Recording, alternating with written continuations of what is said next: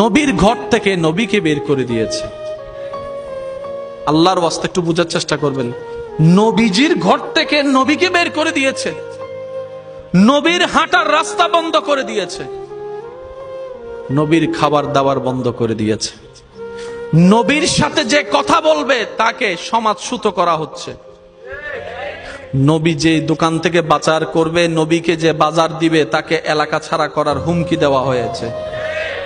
নবী নামাজ পড়তে সিজদায় গিয়েছে, নবীর পিঠ মুবারকের উপরে ময়লার ঝুড়ি রেখে দেওয়া হয়েছে। নবীকে রাস্তায় গেলে ডানে বামের মানুষ ইফটিজিং থেকে মহা ইফটিজিং অকথ্য ভাষায় গালাগালি করে ব্যবহার করেছে। কোন নবীকে? যেই নবীর বেড়াইতে যাওয়ার নাম মেরাজ। আর একটু জোরে, যেই নবীর বেড়াইতে যাওয়ার নাম হয়ে যায় মেরাজ, যেই নবীর বাহনের নাম হয়ে যায় বোরাক, যেই নবীর খাদেম হচ্ছে জিব্রাইলের মতো ফেরেশতা, যেই নবী ইমাম হয়েছেন, যার পিছুতে মুক্তাদাই হয়েছেন মুসার মতো নবী, ঈসার মতো নবী, কুল বড় বড় পয়গম্বরগণ যাকে ইমাম মেনেছেন, যিনি হাত বাড়াইলে হাত চলে যায় জান্নাতের বাগানে, সেই নবীর বাত বন্ধ করে দিচ্ছে, সেই নবীর রাস্তা বন্ধ করে দিচ্ছে, যে নবীর রাস্তা মেরাজ লা মকান। আল্লাহ, বিষয়টা এমন কেন? নবীটা না তোমার হাবিব? ও আল্লাহ, নবীটা না তোমার বন্ধু? তো বন্ধুকে এমন কষ্ট দিচ্ছে, তুমি সইয়ে গেলা?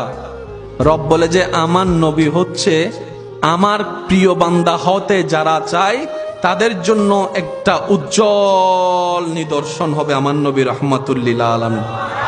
সুবহানাল্লাহ, জোরে বলি। আমার আল্লাহ পাক বলে আমার প্রিয় বান্দা হতে গেলে তোমার কি কি সহ্য করতে হবে আমার নবীর জীবনী থেকে আমি তোমাদেরকে শিখাই দিলাম। ও আমার বান্দা, আমি কাউকে ডাকবো না আমার প্রিয় হওয়ার জন্য, আমি কাউকে ডাকবো না আমার প্রেমে পাগল হওয়ার জন্য, আমি রব কাউকে ডাকবো না আমার প্রেমে মত্ত হওয়ার জন্য, আমি তোমাদের উপর ছেড়ে দিলাম। তবে মনে রাখিও, আমার প্রেমিক যদি হতে চাও, খাওয়ার কষ্ট সইতে হবে, অপমানের কষ্ট সইতে হবে, আত্মীয় স্বজনের অত্যাচার সইতে হবে, পাড়া প্রতিবেশীর দুশ্মনী সইতে হবে, এমনকি তোমার ঘর থেকে তোমাকে বের করে দেওয়া হবে, এমনকি তোমার এলাকা ছেড়ে তোমাকে বের করে দেওয়া হবে, এমনকি তোমার গ্রাম ছেড়ে তোমাকে বের করে দেওয়া হবে, তোমার খাবার বন্ধ হয়ে যাবে, ব্যবসা বন্ধ হয়ে যাবে, চাকরি বন্ধ হয়ে যাবে, অপমান হবে, শারীরিক কষ্ট হবে, মানসিক কষ্ট হবে, পারিবারিক কষ্ট হবে। বান্দারে, কেউ যদি আমাকে ভালোবাসতে চাও, তোমার জীবনটা তছনছ হয়ে যাবে, তেজপাতা হয়ে যাবে। এটা তুমি জেনে শুনেও যদি আমি রবের কাছে আসতে চাও, রবের প্রিয় বান্দা হতে চাও, তাহলে তুমি আসো, আমি জোর করব না, আমি জোর করব না।